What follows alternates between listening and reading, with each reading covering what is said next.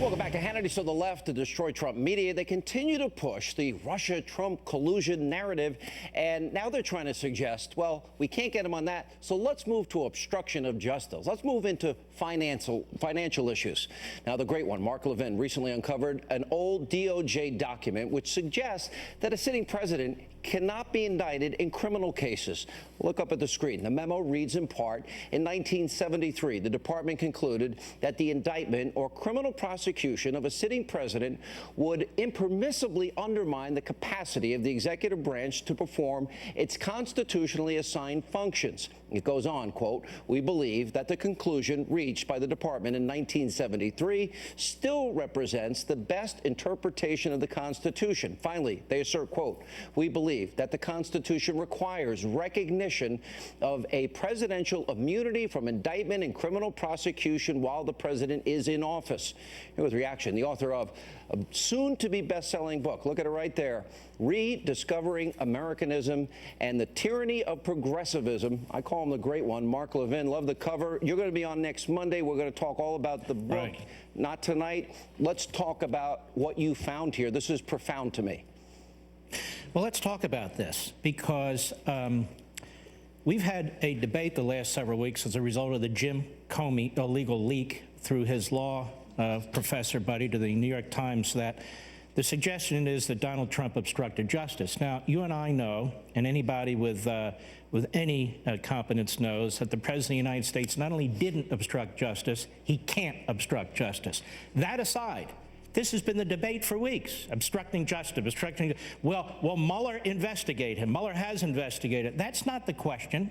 That's media insanity. The issue is, why would Mueller investigate a sitting president at all as a criminal matter?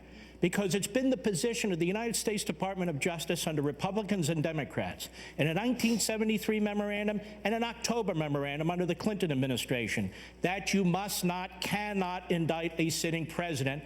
Not that this president would be, that's not my point. As a matter of constitutional interpretation, for 44 years, that's been the position of the Department of Justice. We've had law professors, homeless people, would-be law professors all over TV and radio talking about obstruction of justice. We've had media types talking about it. We've had members of Congress talking about it. It doesn't matter. The official position of the Justice Department is, we don't charge a sitting president with a crime. Now, you don't have to trust me. Here's part of the memo. This memo was written October 16, 2000, and incorporates writings from the 1973 memorandum. The OLC, Office of Legal Counsel, which advises the President and the Attorney General on constitutional issues.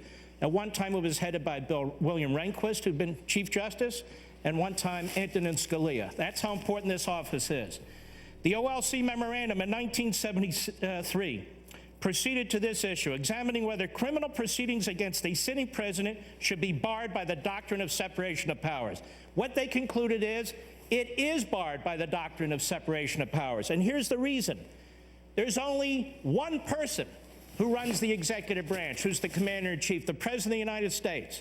It's not like Congress, we have 435 members of the House, or the Senate, we have 100 members of the Senate, or the courts where there's 1,000 federal judges and so forth. The president is it. One national election, one president, specific duties under Article I of the Constitution of the United States. And what they explain in the two memoranda is this. You cannot have a prosecutor who is responsible to nobody, digging into the background, charging a president of the United States, debilitating his presidency, making it impossible for him to focus on his constitutional responsibilities, domestic and foreign. You cannot have a judge and a jury determining whether an election is going to be reversed. You cannot have average citizens, yes, I said average citizens, 12 citizens sitting as they typically would in an average case involving an average other citizen defendant. That's not this case. It's the President of the United States. And the framers of the Constitution set up a completely separate system for him or her, called the impeachment process. We're not going to get into that now. Now, what they've said is that it's quite clear that if a President of the United States has to expend time defending himself, if a president has to expend time going to trial, being deposed, if a president has to spend time protecting himself, then it damages, it handicaps one of the branches of the federal government and thereby destroys separation of powers. This is the position of the Department of Justice. Now, why does that matter?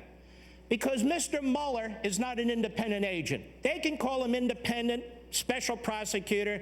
They can call him a kumquat. It doesn't much matter. The fact of the matter is the rules and regulations that apply at the Department of Justice to all prosecutors apply to Mr. Mueller.